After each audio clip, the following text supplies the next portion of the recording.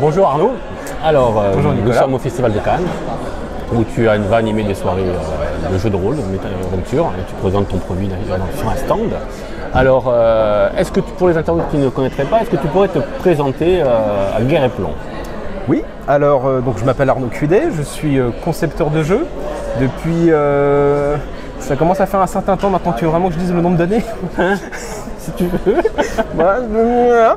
Et j'ai commencé avec Nephilim, en travaillant sur Nephilim Révélation, donc chez les éditions Multisim, c'est pour dire que c'était pas hier.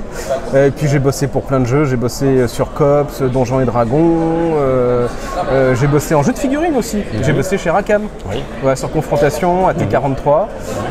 J'ai été rédacteur en chef de 2 magazines, Dragon Rouge et Codex Interdit, qui parlaient donc aussi de jeux de figurines. Et j'ai fini par sortir mon premier jeu de rôle à moi tout seul, Metal Adventures.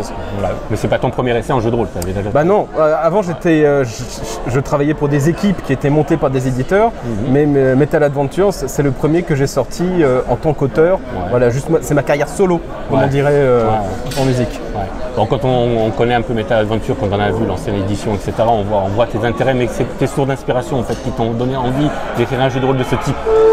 Alors, j'ai combien de temps à peu près?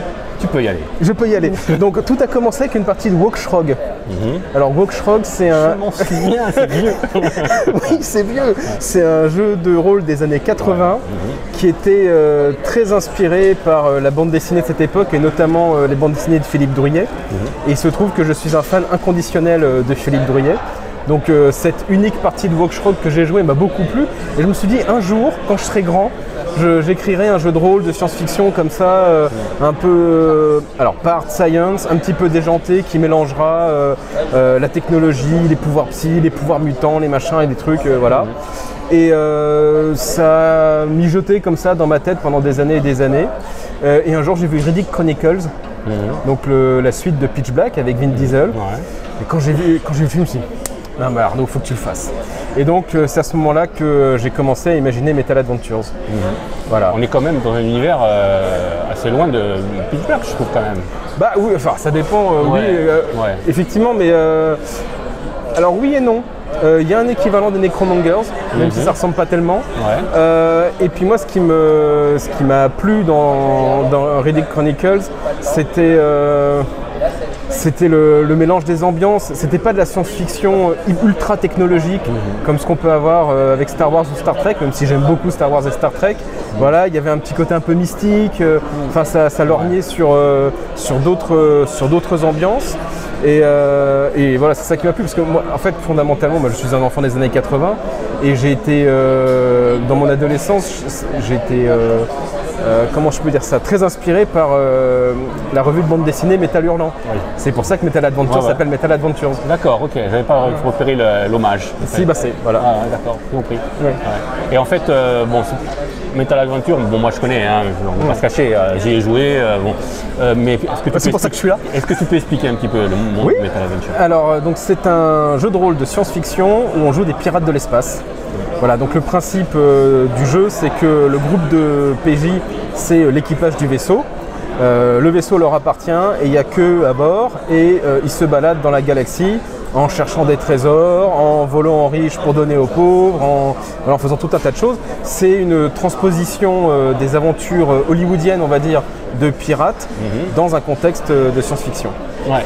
Moi j'avais référence quand j'ai joué, quand j'explique aux gens quelquefois Metal Adventure, j'ai dit bon, tu aimes Albator. En gros c'est ça, j'ai pas pensé à Metal Hurlant, tu aimes Albator. C'est vrai que si tu veux du Metal Hurlant, quelquefois il y a des trucs qui rendent hommage à... ça t'inspirait ou pas Albator? Parce que tu n'en parles pas en fait. Alors, puisqu'on est que tous les deux, je vais te dire un secret. Je suis pas si fan que ça d'Albator. En fait, alors tout le monde pense beaucoup à Albator parce que forcément des pirates dans l'espace. Et puis c'est vrai qu'il y a un modèle de vaisseau spatial dans Metal Adventures qui ressemble beaucoup à l'Arcadia. Mais en fait, les vaisseaux, enfin le look des vaisseaux spatiaux, on les a imaginés à deux. On a fait un brainstorm avec un des illustrateurs de la gamme. qui lui, pour le coup, était super fan d'Albator. Ouais. Et comme moi, bon, pareil, enfant des années 80, donc forcément, j'en ai vu d'Albator. Donc quand il m'a sorti ce modèle, donc le Romanza 330, ah oui, c'est trop balèze, et puis l'arrière et tout. Ouais. Mais je suis, même si on va chercher mes références dans les dessins animés japonais, sur la même époque qu'Albator, en fait, c'est plutôt Cobra. D'accord, ouais. Et si on parle de choses un peu plus récentes, à mon échelle, ce serait Cowboy Bebop. Ouais. Et alors une inspiration pour experts de la Japanime, Sol Bianca, qui était une OAV en 4 ou 6 épisodes fin années 90, début 2000, avec un équipage de pirates de l'espace et un vaisseau qui s'appelait El Barco del Sol. Ouais. Voilà. Ouais. Metal Aventure, ça ne se résume pas à de l'exploration spatiale dans un vaisseau. Il y a un peu de tout, il y a du planet opéra. Ouais, il y a des explorations dans la jungle à la machette, des vieux temples aliens. Et puis même si, selon les envies des MJ et des joueurs, il y a du matériel pour jouer des intrigues de cours, de l'espionnage. Il y a plein de choses. Ouais.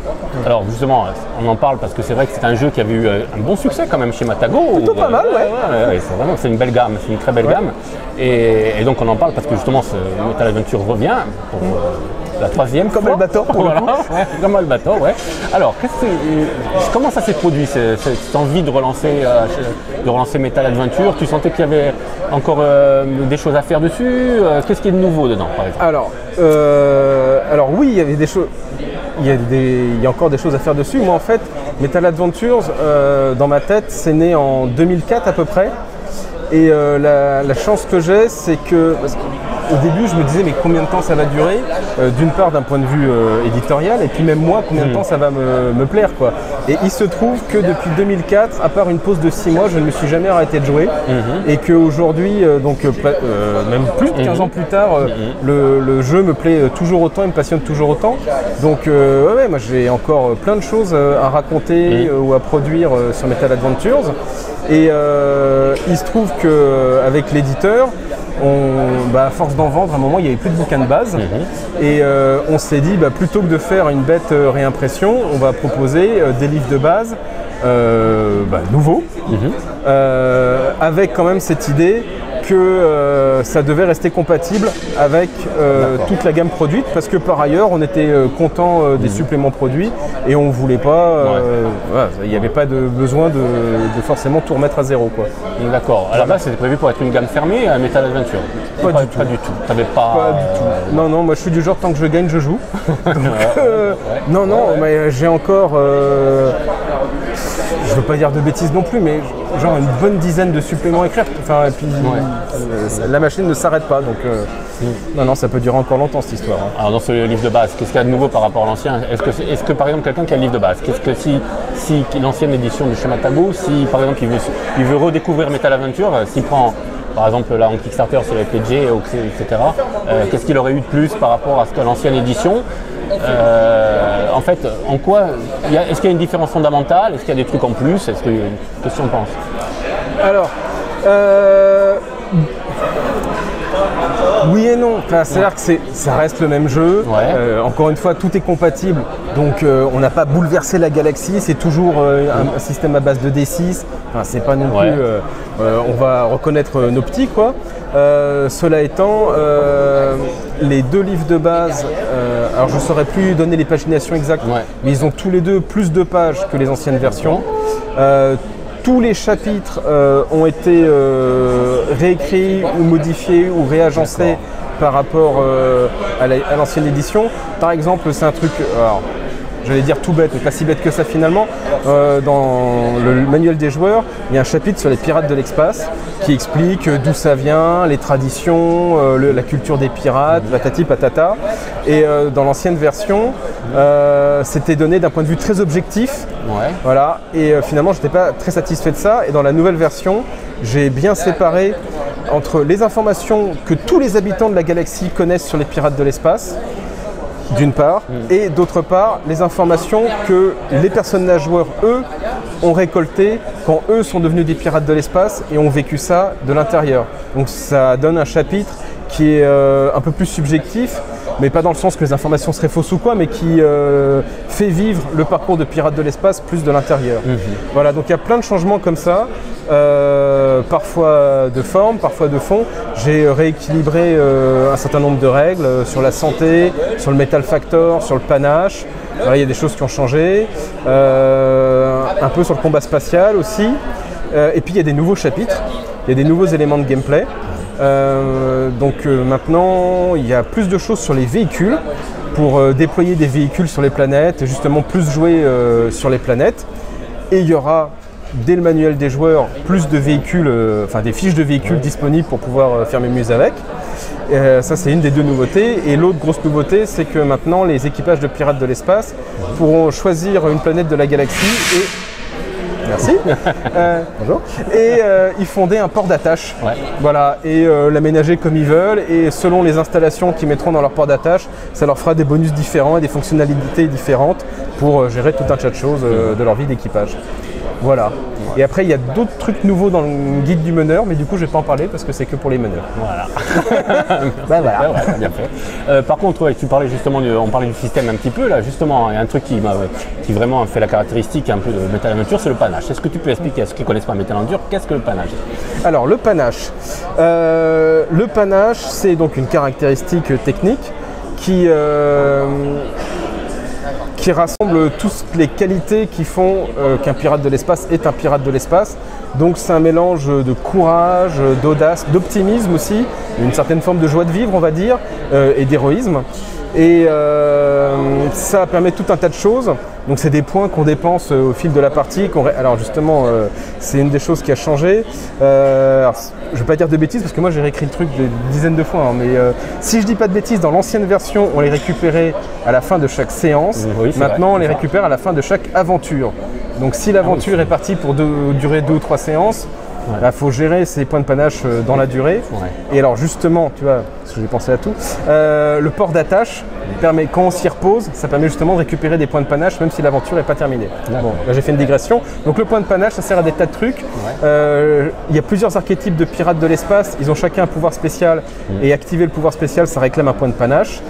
Et puis surtout, le point de panache, ça permet que quand on boit du rhum de la planète des pirates, on récupère des points de vie, ça c'est quand même vachement pratique. C'est sûr, ouais. Voilà. Bon, après pour la gamme Metal Adventure, en ce moment, qu'est-ce qui est disponible pour l'instant, au niveau de la production actuellement, avec ton nouvel éditeur, comment ça se passe? Il a récupéré tous les stocks de Matago, donc tout est disponible, sauf les livres de base qui sont donc en cours de financement participatif. Donc il y a 6 suppléments qui sont à la fois sur une nation de la galaxie et à la fois qui contiennent un scénario de la campagne El Barco del Sol. Il y a 2 autres suppléments qui sont à part de la campagne, qui sont les Pirates de l'espace et les Trésors du dernier millénaire. Donc les Pirates de l'espace, c'est un supplément pour PJ qui donne de nouvelles informations sur les pirates, tout un tas de règles pour customiser son vaisseau spatial et des trucs comme ça. Et les Trésors du dernier millénaire, c'est un supplément à destination des meneurs de jeu, avec des informations sur les anciennes races aliens et tout un tas de trésors archéologiques, des choses comme ça. D'accord. Voilà. Et tout ça, c'est encore disponible. Je sais que tu es très réactif quand on te pose des questions et tout, parce que je connais quelques personnes qui t'écrivent de temps en temps avoir des renseignements sur Metal Adventure et tout. Tu fais des espions en fait. Oui, et donc, au niveau de la communication, etc., si les gens ont besoin de renseignements, s'ils veulent nous connaître, ils peuvent te contacter sur mail, sur Facebook. Il y a une page officielle Metal Adventures sur laquelle ils peuvent poser des questions, soit en postant sur la page, soit en envoyant un message privé à la page. Il y a un groupe de fans Metal Adventures où là, pareil, les gens peuvent s'inscrire, poster sur la page. Je suis pas sûr qu'on puisse envoyer un message privé à un groupe. Enfin, peu importe. Et moi, de toute façon, j'ai un profil Facebook. Les gens ils peuvent me demander en ami, m'envoyer des messages, il n'y a pas de problème. Super. Voilà. Bah écoute, merci Arnaud pour toutes ces précisions. Metal Adventure, justement, on a monté quelques produits. Voilà. Donc voilà, les Pirates de l'espace. Voilà, les Pirates de l'espace. Super graphisme. Tu peux donner le nom de quand même du responsable du visuel quand même. Alors, ils sont plusieurs. Là, en l'occurrence, le personnage a été fait par Dimitri Bielak. Et l'illustration de fond a été faite par Camille Durand-Criagel. Voilà, il y a une demi-douzaine d'illustrateurs qui ont travaillé sur Metal Adventures. C'est un super beau produit. Voilà, donc ça c'est la couverture de la nouvelle version du manuel des joueurs. Voilà, par Dimitri aussi. Superbe. Voilà. Bah, écoute, je te souhaite bonne chance dans tes Metal Adventures. Merci Nico. Et puis bon salon, et puis on se recroisera sûrement dans les couloirs. Ouais. Voilà. Merci. Merci.